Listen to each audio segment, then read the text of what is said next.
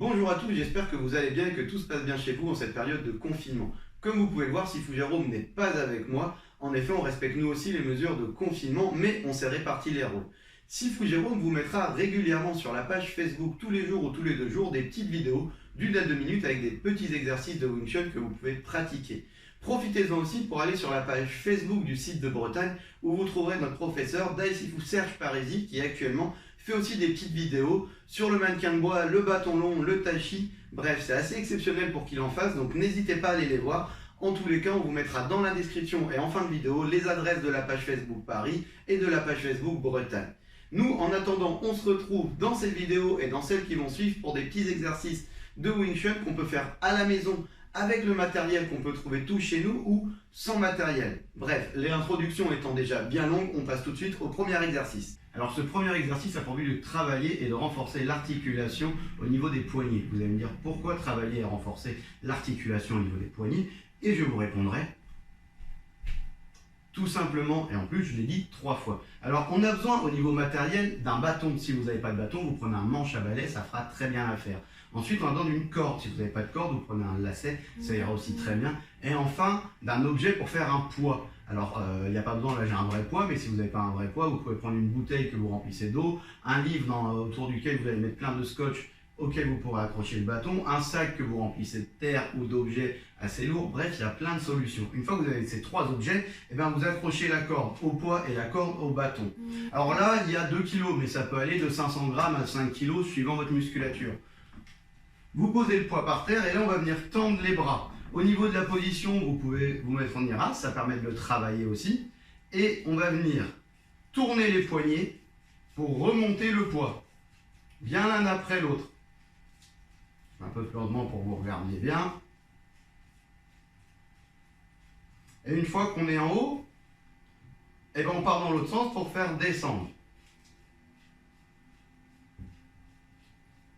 Alors faites pas ça, sinon ça va bouger dans tous les sens. C'est toujours un qui tient bien, l'autre qui s'enroule, et on tourne. Et une fois que c'est en bas, on remonte, et une fois que c'est en haut, on redescend.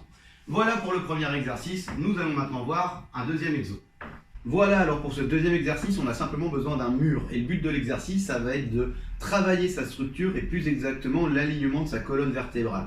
Pour ça, ça va être très simple, on va venir se mettre en iras contre le mur. Et si vous connaissez Siu Nim Tao, vous allez faire Siu Nim Tao contre le mur. Alors quand je dis contre le mur, c'est entièrement, on va venir coller les talons, coller les lombaires et coller la tête. Une fois qu'on a cette posture, si vous ne connaissez pas Siu Nim Tao, restez ainsi, ça va déjà beaucoup vous faire progresser dans l'alignement de la colonne vertébrale. Si vous connaissez Siu Nim Tao, c'est parti, faites-le. Alors l'intérêt de faire son Tao en étant collé au mur, c'est que vous allez voir souvent quand on bouge les bras, il se crée des déconnexions au niveau du dos. Je vous donne un exemple, quand on fait parfois la 4e phase de Siu Nim Tao, quand vous êtes entièrement collé, au début, quand les gens commencent, des fois en dépliant le bout de l'âne, ils viennent creuser les lombaires ici.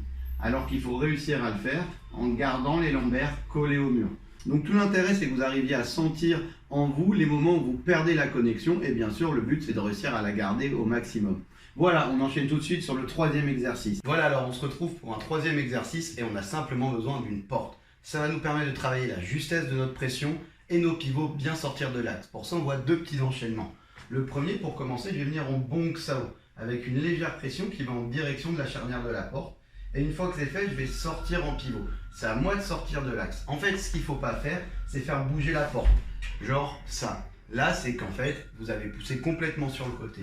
Ce qu'il faut, c'est garder un point fixe et tourner autour de ce point fixe. Maintenant, quand c'est fait, on fait coup de poing de l'autre côté. Bong Sao, on ressort. Coup de poing, Bong Sao, on ressort. Coup de poing, Bong Sao, on ressort. Coup de poing, Bong Sao, on ressort. Et la porte doit bouger au minimum. Deuxième petit enchaînement, on va partir pareil en Bong Sao, je vais faire mon pivot, mais cette fois, après, je vais faire un Tan. Et ce qu'il faut, c'est pareil, quand vous allez faire Tan Sao, il ne faut pas pousser la porte. D'accord? De l'autre côté, si je fais Tan Sao et que je porte la porte, ça ne va pas. Donc là, on va venir en Bong Sao, on sort bien de l'axe, on revient, on est en Tan Sao. Et après, pareil, je vais pivoter et c'est à moi de sortir de l'axe. D'accord? Je pivote et c'est à moi de sortir de l'axe. Alors maintenant, vous allez voir une petite subtilité quand vous travaillez avec le Tan. Quand je suis en Bong Sao et en Tan Sao de face, on est toujours en contact avec l'avant-bras. Maintenant, quand je vais sortir en pivot, mon Tan Sao, je vais plus être en contact avec l'avant-bras, mais avec la main. D'accord? C'est ma main ici qui doit avoir le contact avec la porte, mais elle a toujours envie d'aller vers l'avant. Je reviens prendre contact avec l'avant-bras, je sors de la ligne. Voilà, on se retrouve pour un quatrième et dernier exercice avant la prochaine vidéo. Ok, donc pour ce quatrième et dernier exercice, on va simplement avoir besoin d'une serpillière. Et le tout, ça va être comment passer la serpillière en travaillant ses déplacements. Alors, comment travailler ses déplacements et passer la serpillière en même temps de manière ludique en Wing Chun? Eh bien, c'est très simple. Vous vous mettez sur votre serpillière en iras et là, c'est parti. Vous pouvez faire vos pas à 45 avant en passant la serpillière. Vous pouvez faire les pas à 45 arrière, bien entendu.